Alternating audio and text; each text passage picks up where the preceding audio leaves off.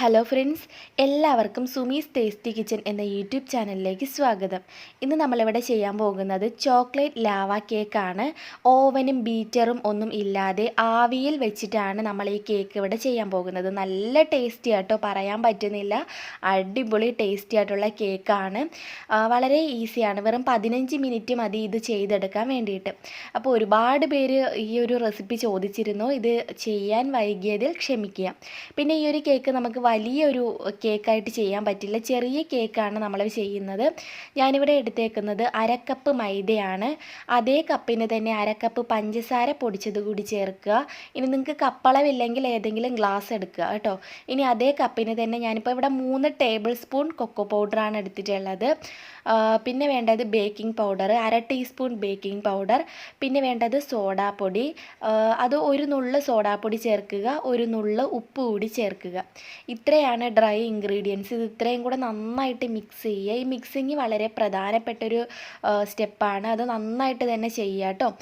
ചെറിയ ചെറിയ മിസ്റ്റേക്ക് മതി നമ്മുടെ കേക്ക് ശരിയാവാതിരിക്കാൻ വേണ്ടിയിട്ട്. അതുകൊണ്ട് ഈ മിക്സിങ് വളരെ പ്രധാനപ്പെട്ടതാണ്. നന്നായിട്ട് മിക്സ് ചെയ്യുക. കാരണം ഈ ബേക്കിംഗ് പൗഡർ, ബേക്കിംഗ് സോഡ, അതുപോലെ ഉപ്പ്, നമ്മുടെ കൊക്കോ പൗഡറൊക്കെ എല്ലായിടത്തും ഒരേ വിധത്തിലെത്തണം.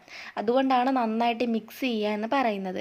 ഇനി ഇതിലേക്കൊരു 1/4 കപ്പ് മെൽറ്റ് ചെയ്ത ബട്ടറാണ് ഞാൻ എടുത്തിട്ടുള്ളത്. ബട്ടറിന് പകരം നമുക്ക് ഓയിൽ, ഏതെങ്കിലും റിഫൈനഡ് ഓയിൽ ഒഴിക്കുക. സൺഫ്ലവർ ഓയിൽ പോലുള്ള ഏതെങ്കിലും റിഫൈനഡ് ആയിട്ടുള്ള ഓയിൽ ഇതിലേക്ക് ചേർക്കാം.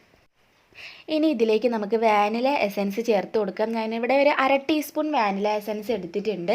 അതുകൂടി ഒഴിച്ചു കൊടുക്കാം. അടുത്തതായിട്ട് ഇതിലേക്ക് ചേർക്കേണ്ടത് പാലാണ്. പാല് ഞാൻ തണുപ്പില്ലാത്ത പാലാണ് എടുത്തിട്ടുള്ളത്. തണുത്ത പാലാണെങ്കിൽ ജസ്റ്റ് ഒന്ന് അടുപ്പിലോട്ട് വെച്ചിട്ട് ആ തണുപ്പൊന്ന് മാറ്റിയിട്ട് എടുക്കുക. പിന്നെ ഈ പാല് കൂടാൻ പാടില്ല. ആകെ 5 ടേബിൾ സ്പൂൺ പാല് മാത്രമേ എടുക്കാൻ പാടുള്ളൂ. അരക്കപ്പെന്ന് പറയുന്നത് 8 ടേബിൾ സ്പൂൺ പാലാണ്. മനസ്സിലായോ? 8 ടേബിൾ സ്പൂൺ ആണ് അരക്കപ്പ്.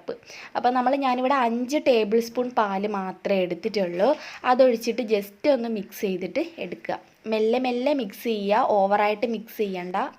അപ്പോൾ എന്താ, ഇത്രയേ ഉള്ളൂ. നമ്മുടെ കേക്കിൻ്റെ ബാറ്ററി റെഡിയായി. എനിക്ക് തോന്നുന്നു തുടക്കക്കാർക്കൊക്കെ ഉപകാരപ്രദമായിട്ടുള്ളൊരു വീഡിയോ ആയിരിക്കും. കാരണം വളരെ സിമ്പിളാണ്. ഇത്രയേ ഉള്ളൂ. കേക്കിൻ്റെ മിക്സ് ഇവിടെ റെഡിയായി. അതുമാത്രമല്ല, ആവിയിൽ വെച്ചിട്ട് നമ്മളിത് ബേക്ക് ചെയ്യാൻ പോകുന്നതും. അപ്പം ഞാനിവിടെ ഇതേ സ്റ്റീലിൻ്റെ, എൻ്റെ അടുത്ത് ഒരുപാട് പേര് ചോദിച്ചിട്ടുണ്ട് സ്റ്റീലിൻ്റെ പാത്രം വെച്ചിട്ട് നമുക്ക് കേക്ക് ബേക്ക് ചെയ്യാൻ പറ്റുമോയെന്ന്. ഇന്ന് ഞാൻ സ്റ്റീൽ പാത്രമാണ് എടുത്തിട്ടുള്ളത്. രണ്ടിലും ഞാൻ കുറച്ച് ബട്ടർ സ്പ്രെഡ് ചെയ്ത് വെച്ചിട്ടുണ്ട്. ബട്ടർ ഇല്ലെങ്കിൽ ഓയിൽ സ്പ്രെഡ് ചെയ്യുക കേട്ടോ. ഇനി ഞാൻ ചെയ്യാൻ പോകുന്നത്, ഇതിലേക്ക് ഞാൻ കുറച്ച് മാവ് ഇടുകയാണ്. ഞാൻ മൈദ തന്നെയാണ് എടുത്തിട്ടുള്ളത്. മൈദ ഇട്ടിട്ട് ഈ സൈഡിലൊക്കെ ഒന്നാക്കി കൊടുക്കുക, ഒന്ന് തട്ടി കൊടുക്കുക. ഈ ഒരു കിണ്ണത്തിൻ്റെ എല്ലാ സൈഡിലോട്ടും എന്താ ഇതുപോലെ ഒന്ന് തട്ടി കൊടുക്കുക ഫുള്ളായിട്ട്. ഇങ്ങനെ ചെയ്യുന്ന എന്തിനാണെന്ന് വെച്ചാൽ നമുക്ക് ഈ ഒരു കേക്ക് ഇതിൽ നിന്നും പെട്ടെന്ന് വിട്ട് കിട്ടാൻ വേണ്ടിയിട്ടാണ് ഇങ്ങനെ ചെയ്യുന്നത്. സാധാരണ ഈ ഒരു കേക്ക് ഭയങ്കര പാടാണ് നമുക്ക് ഈ ഒരു മോൾഡിൽ നിന്നും വിട്ട് കിട്ടാൻ വേണ്ടിയിട്ട്. അതുകൊണ്ട് ഇത് നന്നായിട്ട് തന്നെ ചെയ്യുക. പിന്നെ സിലിക്കോൺ മോൾഡിലൊക്കെ ഈ ഒരു കേക്ക് ചെയ്യുകയാണെങ്കിൽ നല്ല പെർഫെക്റ്റ് ആയിട്ട് നമുക്ക് ഇളക്കിയെടുക്കാൻ വേണ്ടിയിട്ട് പറ്റും. എന്നാലും കുഴപ്പമില്ല, ഇതൊരു ചെറിയൊരു കേക്ക് ആയതുകൊണ്ട് ഇളകി വരും, പേടിക്കേണ്ട. ഇനി നമുക്ക് ഈ ഒരു കിണ്ണത്തിൻ്റെ പകുതിക്ക് ഈ കേക്ക് ബാറ്റർ ഒഴിച്ചു കൊടുക്കാം. നിങ്ങൾ ഒരിക്കലും കിണ്ണത്തിൻ്റെ മുകളിൽ വരെ ഒഴിക്കരുത്. കാരണം ഈ കേക്ക് ഇനിയും പൊങ്ങി വരും. പൊങ്ങി വരുന്ന സമയത്ത് ഇത് ഈ കിണ്ണം ഫുള്ളും ഈ കേക്കാവും, കേക്ക് പൊങ്ങി വരുമ്പോൾ. അതുകൊണ്ട് എപ്പോഴും പകുതി മാത്രമേ ഈ കിണ്ണത്തിലേക്ക് നിങ്ങൾ കേക്ക് ഒഴിക്കാൻ പാടുള്ളൂ. പകുതിയിൽ കുറച്ചുകൂടെ കൂട്ടി ഒഴിക്കാം, എന്നാലും ഏകദേശം 1/4 വരെ ഒന്നും വരരുത്. ഇനി നമുക്ക് ചോക്ലേറ്റ് ചെറുതായിട്ടൊന്ന് കട്ട് ചെയ്തിട്ട് ഇതിൻ്റെ ഉള്ളിലോട്ടാക്കി കൊടുക്കുക കേട്ടോ. ചെറിയൊരു പീസ് എടുക്കുക, എന്നിട്ട് ഇതിൻ്റെ ഉള്ളിലോട്ട് ആക്കി കൊടുക്കുക. ഒരുപാട് അങ്ങ് താന്ന് പോവരുത്, കാരണം പിന്നെ ചോക്ലേറ്റ് ഏറ്റവും ടോപ്പിൽ ആയിപ്പോവും. അപ്പം നടുക്കായിട്ട് ഇതുപോലെ സെൻട്രലായിട്ട് ഇതുപോലെ ഒന്ന് താത്ത് വെച്ച് കൊടുക്കുക. അപ്പം ജസ്റ്റ് ഞാൻ നിങ്ങൾക്ക് നന്നായിട്ടൊന്ന് കാണിച്ചു തരാം. കണ്ടോ, ചെറിയ ചെറിയ പീസാക്കിയിട്ട് ഈ നടുക്കായിട്ട് താത്ത് വെച്ച് കൊടുത്താൽ മതി. അപ്പം ഞാൻ രണ്ടിലും കുറച്ച് ചോക്ലേറ്റൊക്കെ വെച്ചിട്ടുണ്ട്. എന്നിട്ട് ഒരു സ്പൂൺ വെച്ചിട്ട് നമുക്ക് മെല്ലെ ഒന്ന് ഇതുപോലെ ഒന്ന് ആക്കി കൊടുക്കാം. അതുപോലെ ഈ ഒരു കേക്കും ഇതുപോലെ തന്നെ ചെയ്തെടുക്കാം. കുറച്ചുകൂടെ കേക്ക് ബാറ്റർ നമുക്ക് എന്നിട്ട് ഇതിൻ്റെ ഈ ഒരു നടുക്കായിട്ട് ഒഴിച്ചു കൊടുക്കാം കേട്ടോ. അത് കുറച്ചുകൂടെ കേക്ക് ബാറ്റർ ഇതിൻ്റെ നടുക്കായിട്ട് ഒഴിച്ചു കൊടുത്തിട്ടുണ്ട്. അപ്പോൾ എന്തായാലും ദേ നമ്മൾ കേക്ക് ബാറ്ററൊക്കെ റെഡിയാക്കി ഇങ്ങനെ വെച്ചിരിക്കുകയാണ്. അത് സ്റ്റീൽ പാത്രത്തിൽ നമ്മൾ കേക്ക് ബാറ്ററൊക്കെ റെഡിയാക്കി വെച്ചിട്ടുണ്ട്. ഇനി നമ്മളിത് ആവിയിൽ കേക്ക് ബേക്ക് ചെയ്യുന്നതുകൊണ്ട് തന്നെ ചെയ്യുന്നത് കൊണ്ട് തന്നെ നമുക്ക് ഇതൊന്ന് കവർ ചെയ്യണം. ഒരു അലൂമിനിയം ഫോയിൽ വെച്ചിട്ട് കവർ ചെയ്യുക. കാരണം അല്ലെങ്കിൽ ഈ ആവി അടിക്കുന്ന സമയത്ത് ഈ ഒരു കേക്കിൻ്റെ മുകൾ മൊത്തം വെള്ളം വീഴും, ആവിയുടെ വെള്ളം വീഴും. അതിനാണ് നമ്മൾ ഈ ഫോയിൽ വെച്ചിട്ട് കവർ ചെയ്യുന്നത്. ഇനിയിപ്പോൾ അലൂമിനിയം ഫോയിൽ ഇല്ല എന്നുള്ളവർക്ക് മാത്രം നിങ്ങളിത് ഇഡലി സ്റ്റീമറിലോട്ട് വെക്കില്ലേ, ആ സമയത്ത് ചെറിയ തുണി വല്ലതും ഉണ്ടെങ്കിൽ ഈ ഒരു കേക്കിൻ്റെ മുകളിലായിട്ട് ഇട്ട് കൊടുക്കുക. ഒരു ചെറിയ നല്ലൊരു കോട്ടൺ തുണി ഇതിൻ്റെ മുകളിൽ ഇട്ട് കൊടുക്കുകയാണെങ്കിൽ ആ വെള്ളം ഇതിനുള്ളിലേക്ക് വീഴത്തില്ല. അപ്പം ഇനി നമുക്കിത് ബേക്ക് ചെയ്യാൻ വേണ്ടിയിട്ട് തുടങ്ങാം. അപ്പം ഞാൻ എല്ലാം ഇവിടെ റെഡിയാക്കി വെച്ചിട്ടുണ്ട്.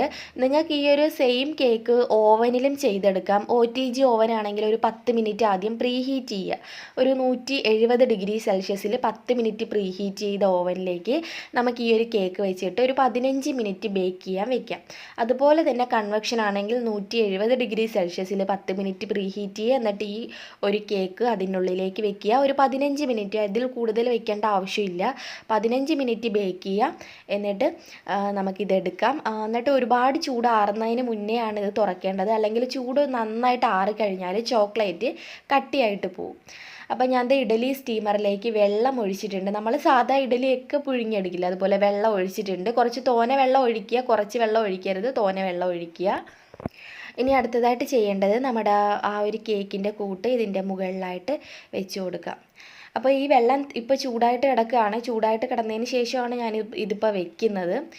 ഇനി നമുക്കിത് അടച്ച് വെക്കാം. അടച്ച് വെച്ചതിന് ശേഷം ഒരു 15 മിനിറ്റ്, അതിൽ കൂടുതൽ വെക്കേണ്ട ആവശ്യമില്ല. കറക്റ്റ് 15 മിനിറ്റ് ആകുമ്പോൾ ഇത് നന്നായിട്ട് ബേക്കായിട്ട് കിട്ടും.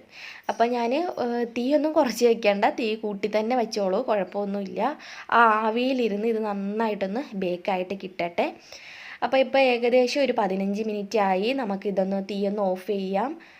ഇത് തുറന്ന് നോക്കാം. കണ്ടോ, ഇതിൻ്റെ വെള്ളമൊന്നും ഇതിൻ്റെ ടോപ്പിലായിട്ട് വന്നിട്ടുണ്ടെങ്കിൽ ഇതിനുള്ളിലേക്ക് പോകത്തില്ല. അതിനാണ് നമ്മൾ അലൂമിനിയം ഫോയിൽ വെക്കുന്നത്. അല്ലെങ്കിൽ നമ്മളിത് കവർ ചെയ്യാതെ വെക്കുകയാണെങ്കിൽ വെള്ളം മൊത്തം ഈ കേക്കിൽ വീണിട്ട് പെർഫെക്റ്റായിട്ട് ബേക്ക് ആവാതിരിക്കും.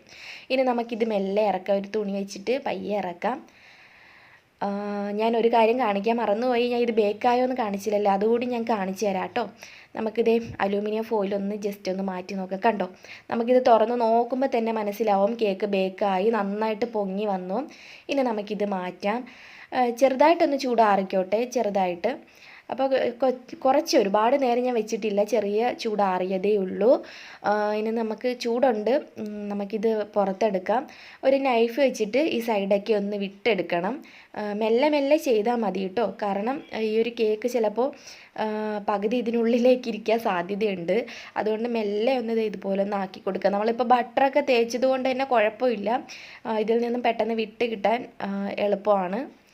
അപ്പോൾ അത് ഒരു കേക്ക് എന്തായാലും ഈ ടിന്നിൽ നിന്ന് വിട്ട് വന്നിട്ടുണ്ട്. അടുത്ത കേക്ക് കൂടി നമുക്കിത് ഇതുപോലെ ഒന്ന് ഈ ടിന്നിൽ നിന്നൊന്ന് വിട്ടെടുക്കാം.